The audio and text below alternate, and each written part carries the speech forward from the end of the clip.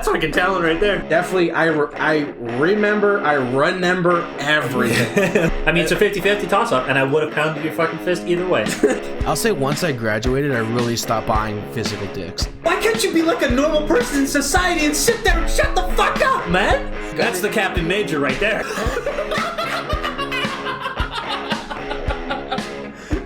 Oh my god. I'm about to buy some merch, dude. I said if they win, I'm gonna buy some merch out of respect, because holy shit, they did it again. And I mean, yes, they just previously won, so it's like you shouldn't assume any different. But like, you know, I was kind of assuming a little different, because you get the skeptical hippo eyes. People like to throw up the fluke. People don't know if Awakening's gonna have a similar performance or if he's just like honeymooning and playing out of his mind because it's his first event. Yeah, and then he comes in the second event and does the same shit. Plays very well. Every single person on Florida does what they need to do. And they're back-to-back champs. First ever 3-time champs. Dude, if you went back to the beginning of the year and you realized that with like 3 events left, we said, hey, just so you know, when you're there, only 4 teams are going to be champions. Everybody would be like, okay, FaZe, Dallas, Chicago. And then the 4th one, who fucking knows? I think if I told you... No, at the beginning of the year, you would have assumed Rocker. Maybe? I mean, no, not really. Not before the first LAN. Everybody was shitting on Rocker when they made the team. Nobody thought they were going to be good. Mm-hmm. Optic. Probably. Right, it was Optic. That's a good point. People probably would have said Optic. And then... if I told you at the beginning of the year that one team was going to have 4, you're either saying FaZe, Dallas, or Chicago would have 3 events wins. Sorry, not 4. Yeah, 3 event wins. And it's the Florida Mutineers are the winningest CDL team of all time. Now, CDL's only been here for a year, so you know. Yeah, of all time, technically. Of all time, technically. They're the most successful CDL team in the history of the game. That's I don't even know. And nobody would have put them there. Absolutely not. Absolutely not. Like, definitely not to the beginning of the year. Not even a month ago.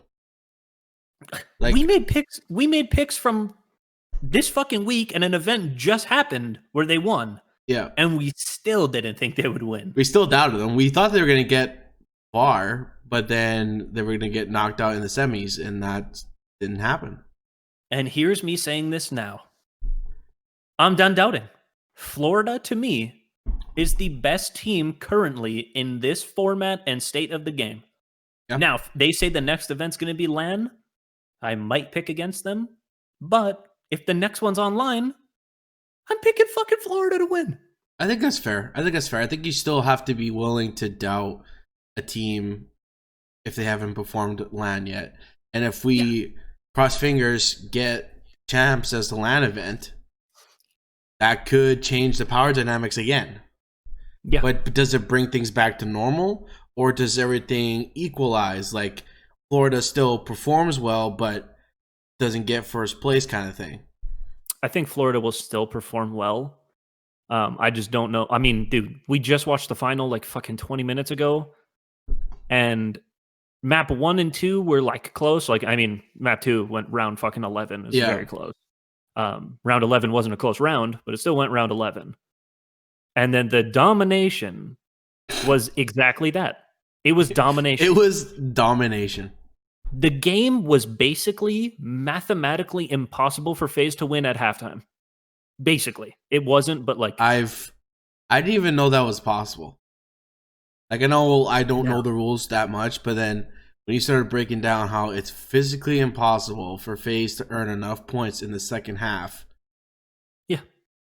That's how bad they were losing so bad that FaZe would have needed to hold a trip cap for 3 whole minutes of the second half. A half's are 6 minutes, 5 minutes, either one. I don't remember. So, I mean, speaking of records, that's also like the highest winning record for Dom right it's now, gotta right? be. That is the most impressive It was like domination it was like 235 or 233. 235 to 70. Yeah. Dude, we're watching games that are like 2-point wins, like 150 to 148. Yeah. Like they're that close, dude. 235 to 70. What we saw 100 points at halftime. Yeah. It was like 115 points at half. And they won first half on bad side. Yeah. They spawned bad side and won 115 to like fucking 30 or whatever it was. What the fuck? Huh? Well, we all know what the fuck happened. Look at fucking look at Pristini's score, dude. Priesta. There was a point where Priesta was 4-21. Priesta. We regarded him as one of the best players last year. Forming the FaZe team this year, he's still one of the best players in the world in a lot of people's eyes. One of, not the best, but one of the best players. He's 4-21 in a grand final? Well, are you kidding me? Yeah, well, Pharaoh is like 12-1, 13-1. I think he got up to 13-1, and then he finally lost his streak. But holy shit. I think he was 14-2. He still finished at like 33-21 or something like that. Positive fucking 20 at least in a Dama. Like, what the fuck, man? That domination was something else. Yeah. Holy shit, dude. Dude, they should play the game right. Like, I don't know if I would say they have like a standout all-star always. Skies is going to put up a good KD because he's the slowest. He's the main AR. He's the slowest guy. Yeah. But you have everybody else that are just filling out their roles, winning gunfights that are important, and then everybody has their own map. Like, I think played very well in the church.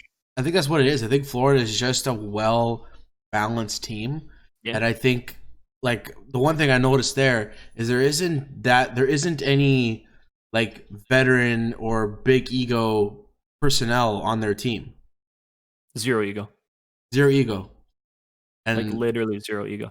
And I think, just like you said, each man is willing to go to his position and is good enough to win in his position, and the team just dominates. Like, watching Florida play, like, sure, Awakening is great, and he's helped the team tremendously. But Skies has picked it up. Pharaoh's been picking it up. Like, Frosty's doing great as well. Like, the whole team has risen up, and I don't know, maybe Awakening kind of literally gave Florida their awakening. Like, woke them up or something, because holy shit. Yeah. Like, that team's fucking on fire. It's scary when, like, Awakening comes in, pulls out a dominating performance. You're like, holy shit, this team's going to... Like, if Awakening's playing this good, it's scary. Awakening has a slow game, and then you look down, and, like, Frosty's going off, or Pharaoh's going off, or Havoc's going off, and you're like, where the fuck was this 2 months ago? Where the fuck was this? Why weren't they going off before? Now, it could be a pace... Like, it could have been a pacing thing, and Awakening just plugs in perfectly. Yeah. But, like, man, talk about a debut. Yeah. Best debut since Simp. Straight up. Yeah. Back-to-back champion, has not lost a fucking series in a tournament since joining the team. Yeah. They've won everything. He has yet to lose his first CDL series. That's meant. Like, dude, if this continues and this run goes into champs, that's a better debut than Simp. And I didn't think that was possible. Now, there's going to be people out there that go, well, if you watch the first matchup this morning with New York, it was a real fucking nail biter. I mean, New York's a great team. New York was up 2. Then they swept them. Reverse sweep and then domination. Yeah. And, like, so I don't know if they just were cold, came off flat, weren't warm, or, maybe New York's just a team that matches up well with Florida, but just can't beat, like, the Dallases and the FaZes and stuff. Who knows? But New York is a great team. I almost wonder if a part of it was also bad map choice, just because I noticed those first 2 matchups as well. Like, the hard point, I believe it benefited New York. I think New York had a higher win streak on that, and then even the SND, New York had a better streak on that as well. So maybe it was just giving New York their good maps. But it's also taking those like those statistics. I understand like they're kind of important, but when teams replace players, those statistics kind of go out the window. Like how many times have Florida won or lost that map with Awakening on the team? Mm-hmm. So like you're comparing old Florida, like no offense to like Pristini or Mox or those guys, but like the old Florida that just didn't work well together for whatever reason. I mean, the way this team is now, it's two different teams. The team that started at the start of the season is not the team that's in right now. So I totally agree with you that those stats, like you can't even judge Florida off those stats anymore. No, and credit to whether it was managers or coaching, but like that is how you make team changes, one at a time. Slot them in, let it mellow, see what's going on, replace people. You look at like LAG swapping 3 guys and giving them like 3 or 4 events to try to work it out. Hasn't worked out. Yeah, that was a little too dramatic, I think. Yeah, they swapped 1 guy back. Yeah, and they took FaZe to game 5. What the fuck? Like if LAG would have been a little smarter with their substitutions, we could have seen a completely different standings table. Yeah. LAG's near the bottom; they're like second last or some shit. And imagine if they swapped out their 2 slow guy or a slow guy, brought in Blast because he was on the bench. Yeah, and then if they were like, okay, we still need faster players. This is moving online. Let's pick up Vivid, Spart, and fucking who's the other kid? Or no, Blast was the third. Sorry, we pick up Vivid and Spart, and give them a shot. Put Vivid in or put Spart in like one at a time after the team has a chance to gel and they realize who's slowing them down. And like for FaZe, it was always, Major Maniac's the slow guy. Major Maniac's going to be the guy that's not doing well. Then you have a domination where Priest is 4-21, and you're like, well, fuck me. Well, I guess I got a couple questions here as a result of this event. Now, since we're talking about FaZe, let me ask you: do you think FaZe needs to change out their team, their players, and if so, who do you think they switch out? I don't think so, and I don't think so because they're still, like, without a doubt, the second best team in the game. Yeah, I think as of right now, if I were to make like power rankings or whatever you want to call it, Florida's number 1, and I mean they're top 4 in the standings now, so it's not they're number 2 in the standings, I think. Yeah. So calling them the best team in the game now is not a stretch or anything like that. Right. I think still Florida is FaZe is your number 2. Dallas is your number 3, and Chicago's 4th. In my eyes. No, I think it's totally fair. I mean, if they're not gonna get rid of anybody, I would really try to figure out what's going on with Priesta. Because this is the second event in a row, though. I don't think you can isolate one guy. I don't think it's a Priesta playing poorly problem. To me, it was the one thing that definitely stood out. At least numbers-wise. Yes, but it's also the style of play, like where he plays on the map and like how he plays is very first man in. Those guys never have good stats. So the way they're playing that map is probably fucking them up more than like just Priest's ability. Like, dude, Priest he was 4-21, dude, and then Ego Child Awakening and fucking ripped his dome. Like, his ability is second to almost none. Like, his ability is up there, like, with anybody in the league. I think it's just a matchup thing that Florida is just that fucking good, and they were built to beat FaZe. I think that definitely is the case.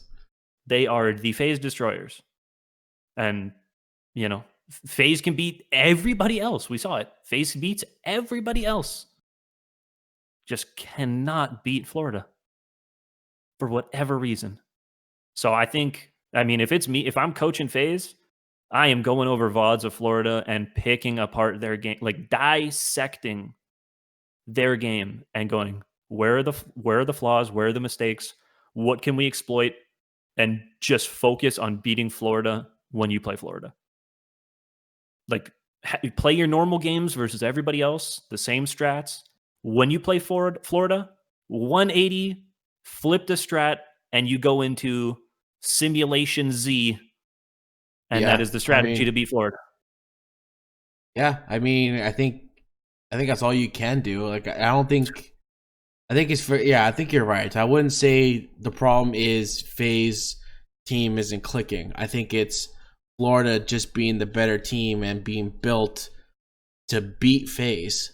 So if FaZe wants to, start getting back into the winners there, especially earning some more points here before champs, they should definitely get a look at what's going on with Florida, see what their game style is. Because you're right, they're performing well with everybody, and I think at the same time, I think everybody's getting better.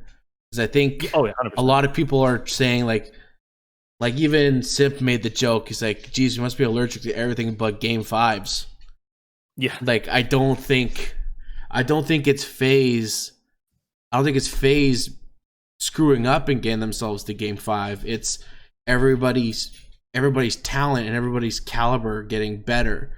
That's forcing FaZe to have to go to a game 5. What's what I mean? I don't know if FaZe is like, I don't know how much time they're putting in. I don't know if they've kind of like stepped back a little bit, but they need to put their foot on the fucking gas. Then like champs is close. They need to hold those top 2 spots, and you have teams that are pushing. I mean, dude, Florida, I don't want to say is guaranteed, but like with their previous performances, man, Florida's looking good to take a 1-2 spot and get straight into winter semis. I want to see the schedule here because to see which ones they're at next. So they're going to be at New York. FaZe, sorry. Yeah, FaZe would be at New York. New York would be their last event. So FaZe has one more event. Yeah, and oh shit.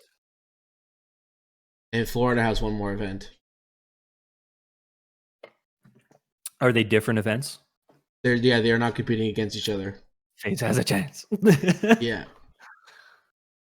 That's the finish is going to be close, man. And I think at this exact moment, it is very likely that you see FaZe in Florida coming out 1 and 2. Yeah, your top 4 all have one event left. So New York, you have Chicago and FaZe. That's like your second last chance to finally see Chicago and FaZe compete against each other before champs. Which Chicago needs to perform that event, otherwise it's gonna be dicey. Yeah, that is a big one for seeding. And then London, you have Dallas and Florida in there. Whew. Oh man! And then is there one event that's just the bums? No offense to the bums, but no, sorry, Toronto. Oh shit! Never mind, I'm wrong. There's 3 events left. So in Toronto, Atlanta, Florida, Chicago, and Dallas are all in that event. Oh, baby. Yes. Holy shit, Trent. That is going to be dope. Trent, I know you're so close. Trent, you're a fan of Seattle. I know you're a fan of Seattle. But fuck me, the Toronto event is not in your favor. No. It's Minnesota, Atlanta, Dallas, Florida, Chicago, Optic, and Toronto, and Seattle. Oh, we're 6-0 double bopped out. See you later. Not a chance. Fuck. Nothing can be done. Chicago or Seattle is chalked. Octane, we love you, but fuck. Hey, you know what? You might actually get some points at the London event. That's fine. I don't need to know. Okay, so each team still has 2 events left to compete in. Mm-hmm. Tough. That top 4 is very possible to say that top 4 unless someone underperforms. Yeah, I would say this. Chicago, like you said, if Chicago wants to hold a strong position, they really need to perform in the New York event. Because 100%. The Toronto event is going to be really tough. Yeah. They need it. They need to make finals. Literally, they need to make finals. Yeah. If they don't make finals in that event, they are in trouble. And I don't want to see them in trouble because I want to see them in champs making deep runs. Yeah, because if anybody's gonna get in their way, like literally their first matchup is against London, and London is a pretty strong team. London is very strong. Not even pretty strong, bro. You can't sleep on them at all. Fuck no. The Marshall boys are scary. And then you still have FaZe there. You still have New York there. And New York's getting fucking better. That shit's scary too. That is scary if too. New York tightens a couple things up, man, they are contenders, literal contenders, and that is scary because they are like, I think they're right now they're like 5th, 6th, or no, they're like 7, 8 seeding right now, and they are going to be hungry to bump that seeding up so they don't have as much pressure come champs time. Because sheesh, dude, that it's grim. It's grim out there. But this weekend was fantastic. This weekend was amazing. Great matches. FaZe again going game 5 every fucking time. They just love to go game 5 when they win, I guess. I don't know why. It's just game 5 all day. Dallas looked really good. I mean, really good. Aside from like losing to FaZe, which kind of sucked. I would have loved to seen Dallas and Florida play. I think Dallas matches up a little better with Florida than FaZe does at this moment. Because dude, that finals was we thought it was going to be great, and then that domination was just woo. Yeah, the domination was as described. Yeah. What do we do? What's going on? What do we do with Optic, man? There's nothing you can do. I think the year's not like it's not chalk. They're not in like a horrible spot, but like if I'm them, dude, I just mentally prepare for a tough road at champs and go for the run, bro. So I don't know what you can do. They're seeded 8th right now. They should try to maintain. I think they will maintain. Toronto might make a push. Actually, anybody can make a push. Toronto and Gorillas are both bumping at the door. Optic needs to perform like the way they're performing. They need to win a couple, but they're not going to make deep runs. Yeah. And then come time for champs, they need to just, they just need to pull up the bootstraps for champs and hope they can figure shit out by them. Everything now is basically like just getting better for champs. You shouldn't be getting discouraged if you're losing these events. Just understand where you're probably going to land up at champs and fucking go from there. Optic's probably going to be watching a lot of Florida footage because that's literally who they match up with in their next event. It is scary. Florida looks so strong right now. I'm terrified. I am terrified. And FaZe is... I mean, dude, FaZe loses to like nobody except Florida and then fucking Minnesota on LAN. That's it. Yeah. Florida online, Minnesota on LAN. Other than that, Atlanta's the best team in the game. Yeah. I mean, like, if this thing were to go to LAN in champs, like this year is just a shit show. Like, it would be great though. Well, I think you're great for it to be in LAN, and I think a lot of things would change. But like, if you review this year as a whole, you'd be like, "This is the most fucking random year I've ever fucking seen in my life." Well, I mean, at this point, just normally, we're going to look back at this year and be like, "This year was fucked." Yeah, this year has been wild, and not in a good way. Like wild is in probably the most fucked up year most of us will experience in our lifetime. Okay. Final thoughts? Do you want to give an MVP?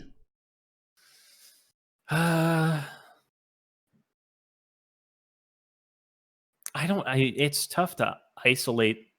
Like I said, like Florida just, I guess like the standout performers kind of always Skies just because he sits back the farthest. He's going to have the best KD most of the time. But like, I don't want to say it's easy. But it's way easier to have good stats as an AR as opposed to a sub. Because you just don't fight as often. And you can usually kill subs just running around like dummies. So I know like a lot of people are saying Skies is the best player in the game right now. I don't know if I agree. I don't know. I mean, I feel like even like Frosty and Pharaoh are also making the plays to keep the team alive. I think if I had to give an MVP, it'd probably be Pharaoh on Florida. If I had to. But like that being said, like I'd give an MVP to Awakening. I'd give an MVP to Frosty. I'd give an MVP to Havoc for what he did in the search. Give an MVP to Skies for always being a beast. You give an MVP to literally anybody on that team. Also, Mutineers, you need to update your CDL page. The fact that you don't have a picture for Pharaoh or Awakening is ridiculous. Well, I mean, the CDL also doesn't have their pictures, and they use like some photoshopped ones, and you can tell. Oh, they're bad. It's tough. It's tough. It is tough. Vivid has the toughest picture. Looks nothing like him. It's fucking crazy. But yeah, no, the MVP is tough. What about you? I think the MVP tonight was going to give it to Pharaoh, because I think yes, he had the high kill streak, but he wasn't sitting in the back. He was holding domination points and staying alive. Just running around like a cracked idiot. It is fucking incredible to watch. And like Awakening would be a close second, just because that guy in S&D was just straight up embarrassing Simp. Dude. I can't. It's crazy to think that one guy on a team that was like struggling. I mean, they made like finals twice, but we were kind of like, big fucking deal. Yeah, they either had an easy road or it's they literally beat Chicago to get there, and that's it. And you're kind of like, all right, well, they beat one good team. Let's see how they match up, and they lose in finals. They win one, and you're like, all right, well, okay, sure, we'll give you one. And then now to like change one guy out, and you are without a doubt the best team in the world currently, is insane. And not only that, a fucking amateur to come in and just 180 a team. And he's just a fucking stud on the map. Every game mode, search, fantastic. Respawn, fantastic. The kid does no wrong. And I think stuff like that just makes me excited to see more of the new guard join in and play. 100%. You'd like, I know Nameless on the broadcast, like the last event, saying Awakening's life has changed forever. I said life like I'm fucking British. His life has changed forever. And especially now, his life is changed forever. Yeah.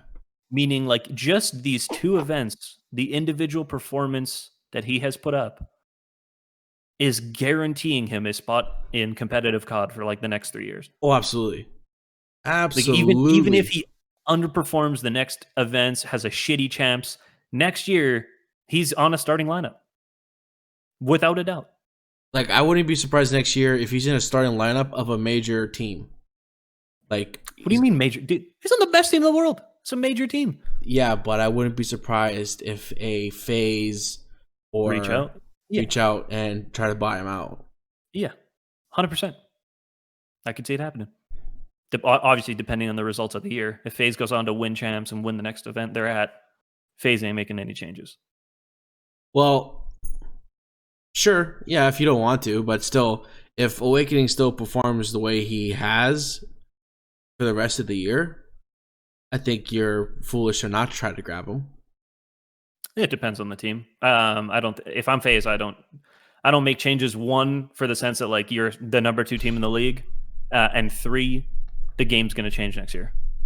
And you know, this game has suited a few players really well, but I think when the game changes, that FaZe lineup is proven over multiple titles to be disgusting. Yeah.